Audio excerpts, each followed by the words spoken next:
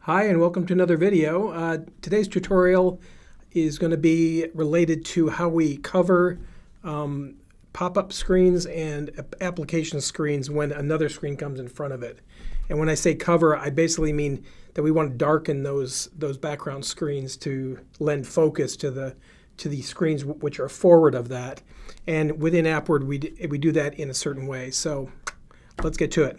So what you see here is this is an app that I created, very small app called Instruments. It's collecting information about musical instruments, and so it's a very basic app. And what I did is I pulled out all the scripting that covers all the most of the darkening stuff. So basically, what I want to do is kind of show you how an app typically works. I'm going to bring up another app right now, and I'll just pull up, let's pull up a contacts app here just to kind of show you what I'm talking about. So here's our contacts app in Appward, and basically whenever we have a flyout or we have a pop-up, we want to darken the background screen. And depending on what we want to achieve here, we'll darken it a little bit or we'll darken it a lot. So when we darken it for like a pop-up, we're darkening the background more than when a flyout occurs. And the reason for that is that when we click a flyout, we also want to give the background screen the ability to move record by record. So we're going to darken it slightly to indicate that this is the primary focus, but we're also not going to make it really dark, indicating that it wouldn't be active. Okay. On the other hand, when we darken for a modal form like this, we actually want to darken the background and also disable it so that you can't click on it. So we'll go back to our Instruments app, and I'll kind of show you how that works. First thing, what do we do when we click on this? Well, the very first time, so I'm going to close this flyout with the close button. The first time that you launch an app, this flyout is going to open, and if I were to go into screen design on this flyout, I can go to the before show script, and in that case, this logic here is sliding it out from the side. But the other thing we want to do in this case is we want to take the main pop-up, the pop-up out here, which is called pop main, and we want to darken it, and we use a property called cover color. So I'm going to say there are different ways of getting to that background screen.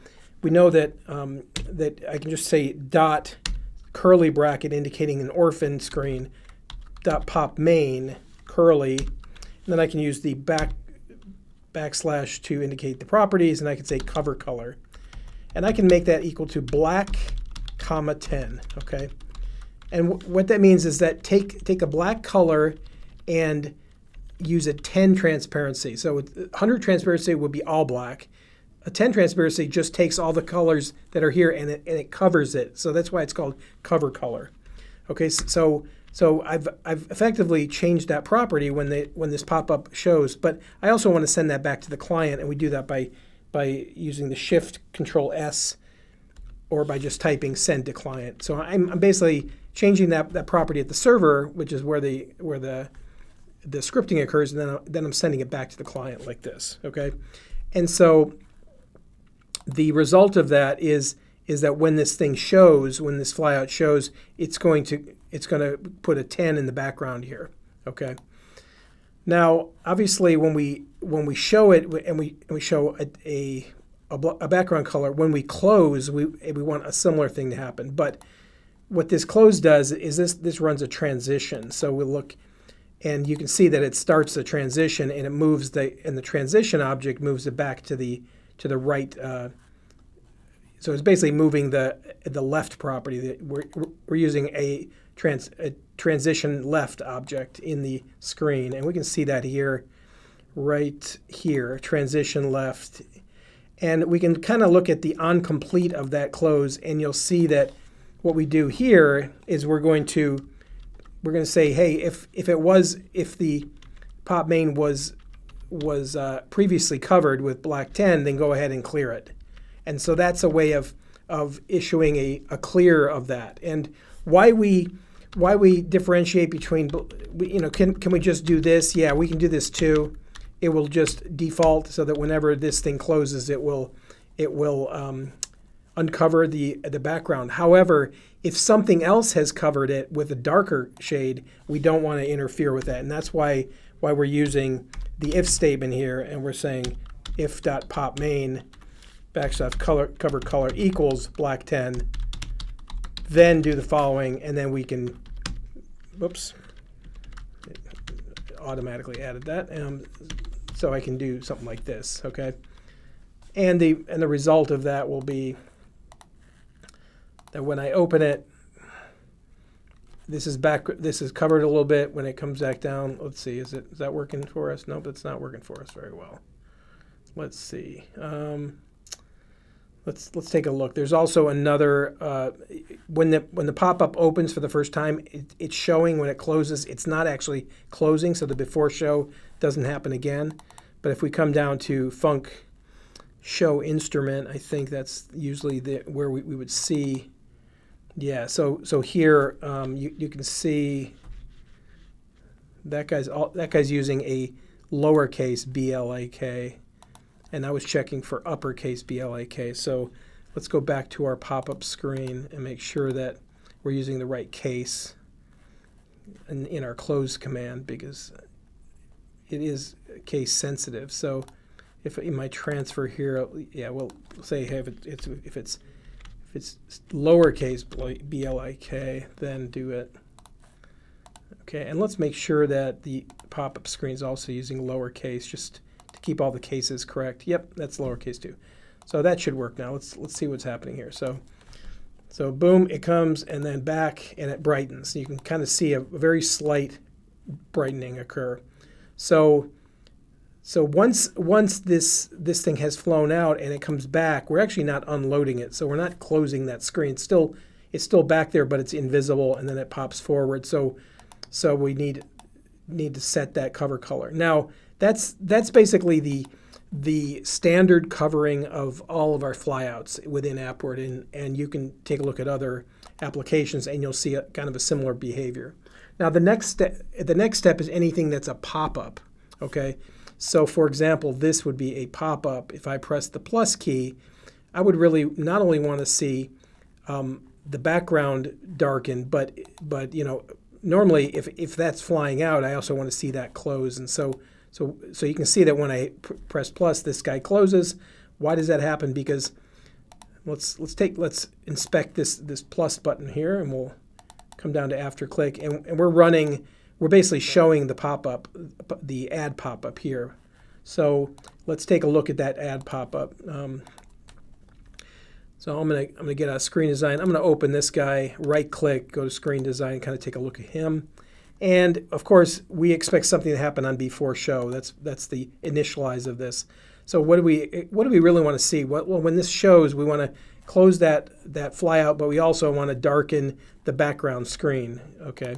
And we want to disable it, and here's where it's closing the detail screen. But up here, let's go ahead and now we already have an alias to our pop main, so we can just say something like, okay, I'm going to take screen cover color, and now I'm going to make it a little bit different. I'm going to say black 30.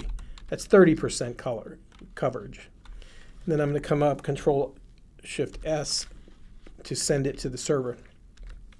Now the other thing I want to do is disable it. So I'm going to take the enabled property of the screen and set that to false and send that over to the client as well. Okay, so this will effectively darken the background but also make it disabled. Okay, now obviously when we do that, we also want to enable it on the back end. So I'm going to copy this with Control C. I'm going to get out of this code, and I'm going to go to the close of the pop-up, and I'm going to make sure that here I add that we return it to its normal state and that we turn enabled back to true. Okay, so that's kind of what we want to do when we're doing a fully darkened type of thing. Okay, so immediately when I get out and I go into this pop-up, it runs before show, and sure enough, it blackens the background and disables it. I can click here, nothing happens. When I close this, I expect it to come back and I get full control again. Okay, so that's working as expected. You can kind of see that. Now look further to this. If this add instrument is up and I want to, let's say, have another pop-up like the type pop-up here, if I press the type button and it brings up the type picker from the shared resources functions, I want to darken this background one too. So here's where we would come in to this guy, and let's take a look at its code. What it's doing is it's using the shared function type functions and showing types. Okay. But before this, I want to darken my own screen. So I'm going to say, so this is a button on the screen, so I can just use the my parent, or I could, if I want to use the orphan version of pop add, I can do something like this. Cover color, okay, equals, in this case, black 30, comma 30. Send that to the client, okay? And let's go ahead and disable the pop add, okay? So we can disable that pop-up screen using the enabled property, set it to false, and then again, let's see, Control S here, okay? So that should darken. I don't have to darken this one because it's already dark, the main pop-up over here. But I'm gonna darken the add instrument pop-up, bring up the type property. Now the types uses a listener to call back. So the listener is a child of this button. So let's go ahead and effectively we need to return this back to a normal state in the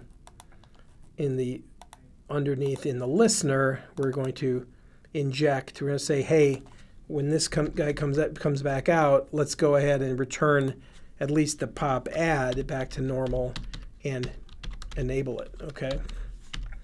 So let's see how that works. So we should see a double thing here happen. This one darkens, this comes up. Then when we go here, look at that. The background is darkened and it's disabled. I can't mess with it. If I make a selection, boom, it's back, everything's active again, and I can edit. So obviously you can see how as you nest more and more pop-ups, you want to keep track of which ones have been darkened, lighten them when they get back out, and that way everything kind of returns to this bright state. So anyway, that's the video. Hopefully that was clear. I was jumping around a little bit, but this will be very useful as you create apps for Appward. You want to kind of keep a consistent look and feel to your apps versus the apps that are running in the workspace that Appward has provided. But it's pretty simple. Cover color is the way to, and the enabled property of those screens is the way to handle it. So hopefully you got something out of this video. As always, visit our Appward.com website and also the YouTube channel for lots of videos and tutorials on how to code. So anyway, code well. Have a great day. Take care. Bye.